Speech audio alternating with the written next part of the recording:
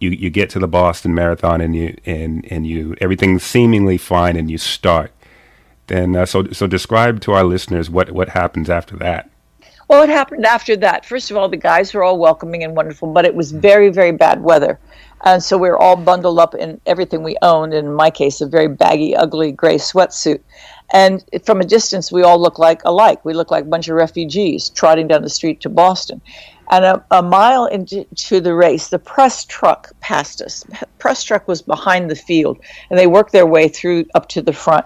And when they got up midway, and there I was in the race running with my teammates from Syracuse University, they went kind of crazy, saying, "Oh my God, there's a woman in the race, and she's wearing a bib number."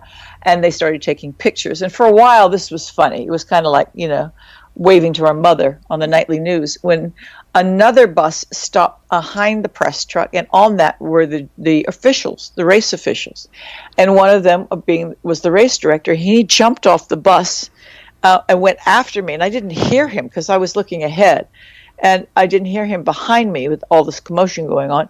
And suddenly he just grabbed me and he threw me back and screamed at me to get the hell out of his race and give me those numbers. And he proceeded to try to rip the numbers off of my chest. And I jumped away from him, and he went for the numbers on my back. And my coach, Arnie, who we've been talking about, started screaming at him, "Leave her alone. She's okay. I've trained her." Because he immediately knew that this guy was thinking I was just some kind of clown or somebody in his race. And he smacked him out of the way and kept coming after me. And my boyfriend, who was running with me, who happened to be a 235-pound ex-All-American football player, right, threw a cross-body block into this race director and sent him flying. Well, of course, it was actually funny. I heard you laugh. It's funny in the retelling. And at the moment, though, I mean, really, it was a terrible thing, a terrible incident. And I was absolutely terrified. And we were all scared, except for my boyfriend, who was so steaming mad he could have murdered this guy. And the press, of course, were right in front of us with the press truck and captured this whole incident on film. Right. And we didn't pay attention to that. I was just trying to get out of there. And Arnie said, "Run like hell," and down the street we went. And we were really, just trying to get away from the whole scene. The press truck stayed with us for a long time. We were very aggressive. And then even the bus came by, and the official had gotten back on the bus. So I was happy to see that. I thought we had murdered him. And he shouted and cursed at us and told us we were in big trouble. And then went on up to apparently the start of the race. What he had done, totally unbeknownst to me, was to tell the police to pull me out of the race when I came along.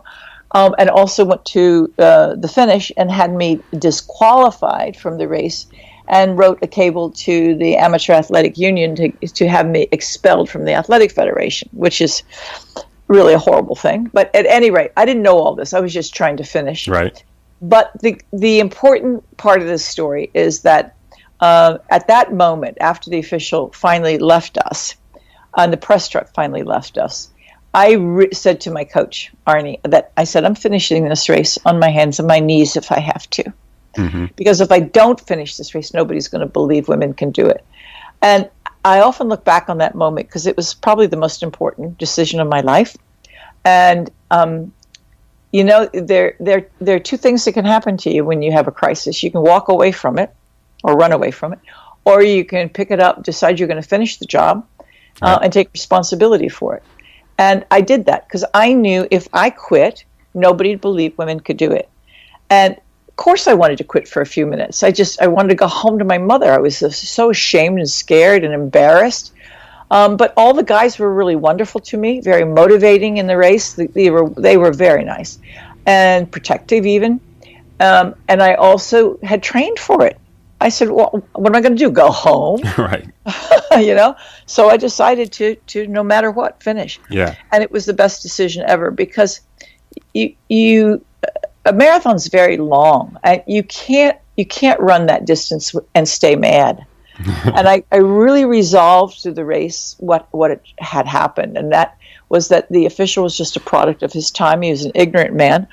But it was up to me to start changing those kinds of attitudes, and the best way to do it is to finish the job here. Run it, finish it. Right. And also, I knew that other women, at first I was angry at them, like I was at Syracuse University. I said, where are you guys? You know, why aren't you participating in sports? Why don't you get out there and do it? Well, you can only do what you can imagine, and they couldn't even imagine doing sports. So how many women would ever imagine doing a marathon? So of course they weren't there. They were afraid. You know, they had believed all those old myths that they were going to get big legs and turn into men if they ran a marathon. So they weren't going to be there. But if they could only know, I thought, is to feel as good as I feel. And I thought, well, okay, you know, I'm going to change this. I'm going to create something where they can participate. Right. And give them the opportunity. Right. And now, so when I finished the race, I had effectively a life plan. Yeah. And it was an iconic moment, and when it was happening, it probably didn't register to you at all. But down to the Harry Trask photos, the famous photos that everybody knows, those photos couldn't have been any better. And after the event happened, in your book, you say you guys ran like kids out of a haunted house. I can almost picture it happening. And it's absolutely right. And that you're right about Harry Trask is interesting. He actually jumped off. This is the photographer, one of the many photographers who were there. There's some very good photographers since I've seen their captions, but none better than Harry, who also was in an adverse situation. And we laughed about this. Over time, we became good friends. He went to the press room that morning to get a camera to cover the Boston Marathon, and all of the motor drive cameras had been taken by photographers heading out to Fenway. Mm-hmm. And of course, the game at Fenway was eventually canceled anyway because the weather was so brutal, cold, mm-hmm. It was miserable. But he only got a crank camera, 35 millimeter crank camera. So he gets on the back of the truck and he's annoyed. And then this incident happens, and he saw it just beginning to brew, and he took the risk and jumped off the press truck so he could move in close to me.